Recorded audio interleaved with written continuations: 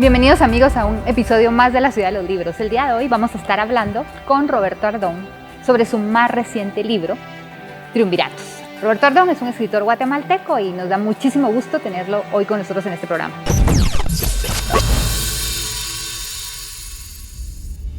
Triunviratos es un libro histórico sobre un momento decisivo en la historia de Guatemala y muchas de las repercusiones que podemos ver incluso en la actualidad sobre este evento. Así que quisiera que nos hablaras un poco sobre cómo fue el proceso de investigación para este libro que está tan bien documentado. Siempre me ha gustado la historia política, Angélica, y quería desde hace ya mucho tiempo escribir un libro que aportara algo nuevo sobre la narración histórica de Guatemala. Cuando empecé a escribir el libro, mi principal reto era cómo hacer para que personas que no gustan de la historia decidieran comprar un libro sobre triunviratos, que es un fenómeno que no conocemos y que está ahí algo lejos en la historia. A mí me gusta decirle a estas personas que los triunviratos los encontramos en todos los lugares de la vida. Hoy estoy sentado con un triunvirato. Y lo interesante del libro es que permite descubrir la manera en la que funcionan las relaciones humanas cuando están justamente en una condición de tener que tomar decisiones.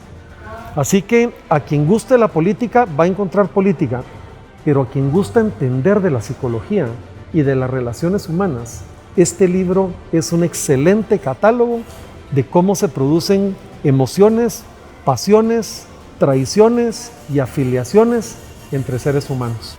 ¿Qué fue lo que más te llamó la atención de estos gobiernos de transición? Porque ninguno dura más de 5 días. Sí, hay unos que duran 5 horas. 24 horas. Y hay unos que duran menos porque se suponía que iban a entrar al poder y después ya no entraron. O sea, ha habido maratones de Friends más largas. Por supuesto. Sí, yo diría, Luisa Fernanda, por esto que tú mencionas de lo transitorio del fenómeno, cómo vidas fueron de alguna manera destruidas por la decisión de haber participado en las juntas de gobierno o en los triunviratos. Es la pareja esa con la que sales entre un novio y el otro. Ah, bueno. Algo así. El triunvirato es eso, como esa etapa en que todos quieren salir, quieren salir del gobierno anterior, está de transición y después ya van a ser con el de verdad. Realmente hay dos modalidades de triunvirato que es parte de lo que se estudia en el libro. Aquellas que estaban destinadas a resolver un problema inmediato, es decir, a salir del clavo, y hay otras que están destinadas a fundar un nuevo modelo político en el país. Aunque leyendo las 14 principios de la Junta de Ríos Montt, uno dice, pero si eso necesitamos todavía hoy. Claro. Es que, ¡ay, qué desastre! Exacto. Todo lo que decía Ríos Montt que había que tener, lo tenemos que tener ahora. O sea, ese es un ejemplo muy bueno de una junta que está destinada a cambiar el modelo político. Porque ellos eliminaron la constitución anterior y lo que hicieron fue fundar un nuevo régimen y esbozaron en esa declaración que tú mencionas los 14 principios que ellos querían que guiaran al país. Si eso ya no se cumplió, pues esa ya es otra historia, pero por lo menos ellos hicieron ahí una manifestación de intención. Estaba la intención. A mí algo me llama la atención porque yo creo que muchos jóvenes que puedan escuchar el programa van a decir, ala, pero este libro es sobre los triunviratos, ¿qué aprendemos? No sé. Y yo siento que en la introducción hay una parte que me pegó muchísimo a mí donde dice, presidentes cuyas gestiones duraron apenas un día, otros por el contrario, con administraciones verdaderamente prolongadas, como el caso del periodo liberal, donde se registraron gobiernos de 13 a 22 años. Escuchen esto. Había quienes habían entregado el poder a un sucesor, elegido democráticamente, o simplemente había terminado su vida en plena gestión por razón de una bala asesina. Que pasó en 2 ocasiones. Exactamente. Unos llegaron por mandato a las urnas y otros llegaron por virtud de la fuerza. Estos triunviratos muchas veces. Algunos de estos se prepararon para tan importante investidura y otros fueron producto del azar, de los caprichos del destino. Esto es la historia del siglo XX de Guatemala resumida en un párrafo. Sí. Me impresionó tanto porque es lo que ustedes van a sacar leyendo este libro. Yo agregaría algo ahí, Carmina, y es que la historia no es una sucesión aburrida de datos de personas que ya murieron. Es casi una novela de suspenso. Así me gusta verlo, porque cuando uno ve todo lo que nos ha pasado, quién lo ha hecho, por qué lo ha hecho y cómo lo ha hecho, de veras que se lee como que fuera una novela de suspenso. Y entonces la historia de los triunviratos no es menos. Cómo nacieron, por qué lo integraron quienes lo integraron y cómo terminaron, son verdaderos dramas. Entonces creo que el lector lo que va a encontrar en cada capítulo son piezas de nuestra historia narradas con lo que realmente fueron episodios de gran pasión y de mucha intensidad que se vivió en ese momento. Parecía un poco a veces leer una novela de absurdos. ¿Por qué eligieron estos tres? Porque eran los que estaban.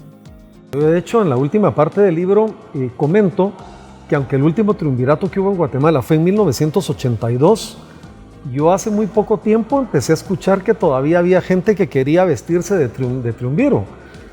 Con la crisis de Otto Pérez y con la crisis del presidente Morales, hubo un momento en el que alguna parte de la sociedad, no voy a decir que la más importante o la más grande, estaba pensando en cambiar el modelo político e instalar una junta de notables de 3 para sustituirle.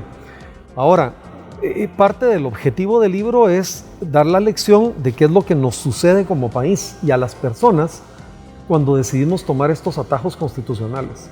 Roberto, usted entrevistó a alguno de los que todavía viven, ¿verdad? Sí, yo de hecho, digamos, la primera parada de investigación era poder entrevistar triunviros que aún vivieran. Desafortunadamente, de los 27 que formaron parte de triunviratos, únicamente vive uno, que es el coronel Francisco Luis Gordillo, compañero de Ríos Montt en ese triunvirato.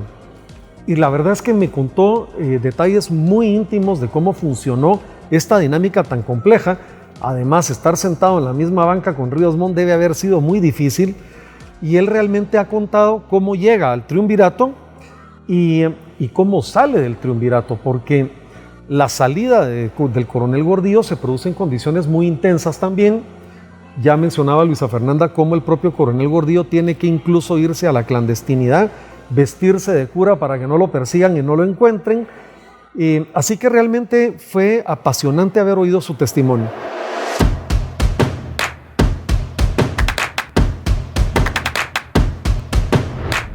De museo, un mundo por descubrir. Yo siento que algo muy valioso del libro es que aquí nos presenta a usted varios puntos de vista. En efecto, la verdad cada quien la vive, la cuenta como la vive. Carmina, entonces, la verdad es sinfónica, dicen, ¿verdad? Y a ver, una misma partitura tiene instrumentos de viento y tiene instrumentos de percusión. Cada quien está ejecutando lo suyo. No es menos cierta la música que está tocando el percusionista que el que toca el de la flauta. Y eso es lo que sucede en los episodios históricos.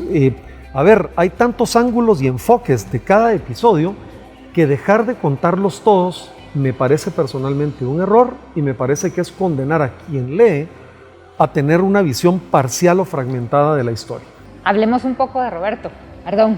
En la presentación del libro, su hijo contó que esta era realmente su tercer libro, y no el segundo, porque usted escribió una novela policíaca cuando era niño. Cuéntenos al respecto. Sí, Carmina, es un detalle de mi vida que se ha contado muy poco. Yo tenía una abuelita que a mí me dio muchas enseñanzas, y entre ellas aprender a leer y el gusto por los libros. Y ella tenía en su biblioteca una colección de libros de Agatha Christie, estas famosas novelas de misterio que además han sido históricas y legendarias. Y yo pues llegaba con ella a visitarla, tomaba algunos libros de Agatha Christie para leer y decidí escribir una. Tenía 11 años y escribí esta novela que se llama X Asesina, que es una novela de misterio que ocurre en un hotel en Londres. Hay un asesinato, hay un detective y bueno, con lo que un niño de 11 años puede hacer, ¿verdad? También hay que comentar que Roberto es experto en vinos. Hubo una época en la que también di algunas cataciones a cuerpo diplomático, a algunos grupos sociales. Fue una experiencia muy linda también, hasta que, como lo comentábamos antes de iniciar el programa, me tocó dar una catación a 300 personas, y ya 300 personas con 4 copas de vino es un escenario insoportable. Así que sale otro triunvirato. Sí, yo creo que sí. Roberto, ¿algún libro de cabecera que toda persona debería tener o leer? Uno político y uno de arte. ¿Y ficción? Ficción leo muy poco, debo decir. Está traicionando a su abuelita y a Agatha Christie. ¿Cuál es un libro que toda la vida ha querido leer pero jamás ha empezado? Forzando un poco la respuesta, el libro Diplomacia de Henry Kissinger.